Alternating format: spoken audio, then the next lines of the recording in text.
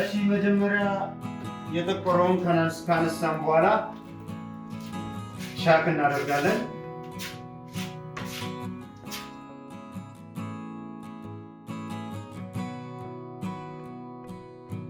እንደምታዩት ቅድም በጣም ጠቆሮ አሳይቻችኋለሁ። በጣም ጥቁር ነበረ። የጠቆረውን በሻክ ብላና በብርጭቆ ወረቀት አሽተን ካላቀቅን በኋላ አሁን የጂፕሰም ቻክ ስራ ቀጥሏል። መጨረሻውን አብረን እናያለን።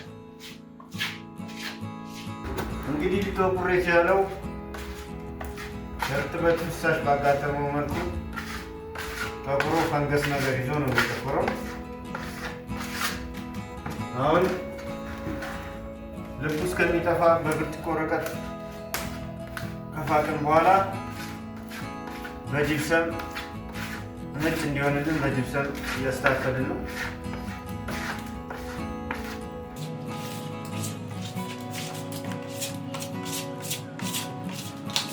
ስንት ወረኛ ባለበት ሀገር የሚሰራ ሰው አያወራም። የሚገርመኝ ነገር ነው። ያው ስራው ስላደከመኝ እንጂ ወረኛ ነበርክ። አንደኛ አሁን ስራ ባለች እንደኔ የሚያወራ የለም።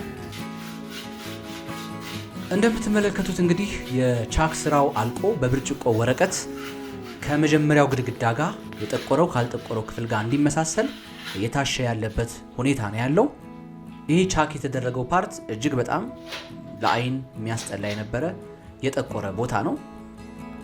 ለቀለም ስራ እንዲያመች የማስተካከል ስራ ነው እየተሰራ ያለው ማለት ነው። እንደምትመለከቱት ቻክ ተደርጓል። እርማት እየተሰራ ነው ያለው። ከዚህ በኋላ ሲደርቅ ጊዜውን ጠብቆ የመቀባት ስራ ነው የምናከናውነው ማለት ነው።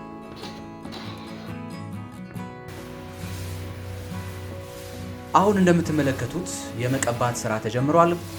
የመካከለኛውን ኮርኒስ ዋናው የሳሎኑ መብራት የጌጥ መብራት ያለበት የጣራው ማለት ነው። እሱም በውሃ እርጥበት ስሜት ምክንያት የጠቆረበት ሁኔታ ነበረ።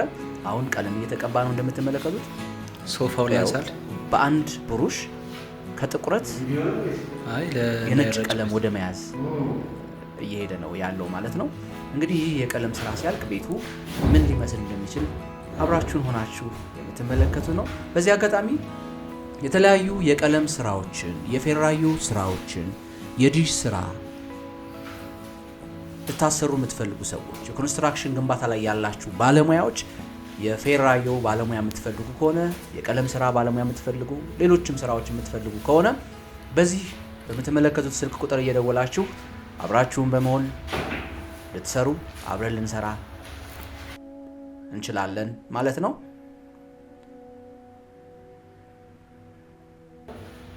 እንደምትመለከቱት ነው እንግዲህ ሰውም እንደዚህ ነው የሚያምርበት። ሰው ኑሮውን ይመስላል። ሰው ሲጎሳቆል አለባበስ ሰውን ይለውጣል፣ አመጋገብ ሰውን ይለውጣል። እንግዲህ ይህ ቤት በውሃ ምክንያት ተጽዕኖ ውስጥ ወድቆ ነው ይህንን ገጽታ አጥቶ የነበረው። አሁን ቀለም ሲቀባለት ፏ ብሏል። የሰው ልጅም በህይወቱ መልካም ነገርን ሲያገኝ፣ በህይወቱ ጥሩ አስተሳሰቡ ሲኖር፣ ጥሩ ምቾቱ ሲኖር ይለወጣል። ሰው ሁሉ እኩል ነው። መልእክት በዚሁ አጋጣሚ እያስተላለፍን ቀለማችንን እየቀባን አብረን እንቆያለን። ለምትመለከቱት አሁን የቀለም ስራው ተጠናቆ በዚህ በምታዩት መልኩ ቤቱ የመጀመሪያ ዙር ቀለም ነው፣ አልተደገመም። ከፍተኛ ለውጥ ነው ያለው። እጅግ የሚያምር ሆኗል።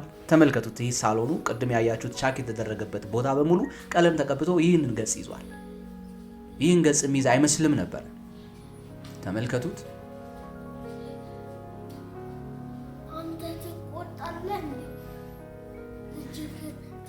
ይሄ ደግሞ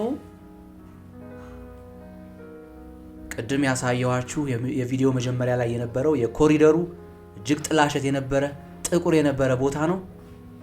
አሁን በቀለም አጊጦ አምሮ ይህንን መልክ ይዟል። የተወደዳችሁ በማንኛውም ስራ ላይ ደውሉልን አለን።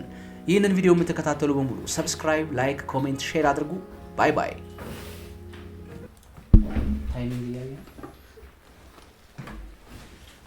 ታኛው እንደመሰስከው ቀድሜ እንትን ያልኩት